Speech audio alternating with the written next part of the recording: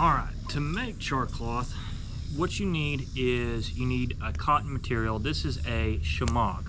So I've got rips of a shamog basically, and I've put them in my stainless steel cup. So that's what I've done here. I've got this bottle top. Basically, I'm putting that over the top. I'm putting this. I'll put this in the fire and kind of just letting that cook. And I'm gonna let it cook for a good 30 minutes. A good 30 minutes. So we're gonna just kind of let this do its thing. Okay. I know this fire is definitely not perfect, but it still should be enough to do what it needs to do. So, all right. So what you want to do with char cloth is you want to take, a flint and steel kit such as this, and this is a steel James Gibson gave me, and I'm going to take a piece of char cloth, this one right here, and I'm going to put it on top and make a big mess in my wife's kitchen. But I'm going to put it on top of the rock, and then what I'm going to do is basically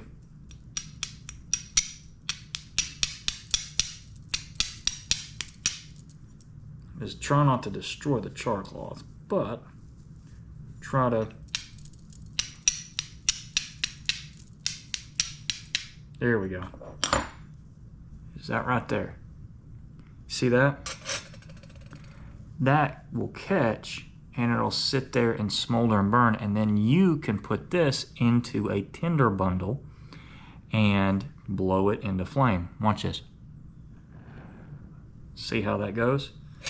That's what you can definitely do with char cloth material. So just a thing before I burn my hand. But that is why char cloth is pretty awesome. So I'm gonna practice several methods. You saw that. I want to practice using the back of my knife, all that stuff. So stay with me. We're going to practice these skills in getting ready for the intermediate class. This necessarily isn't the best at it, but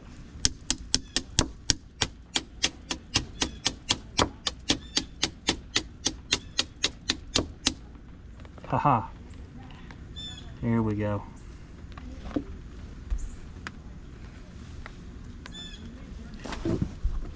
That's in the rain. And all you're really doing is hoping that it'll catch a spark. Here we go. That's how you do it. And that's, again,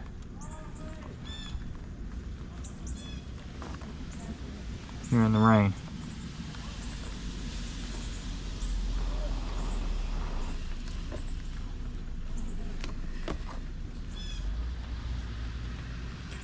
Had to change knives, but it's all good. Basically had to hit it a little bit harder with the rock. I was being a little timid.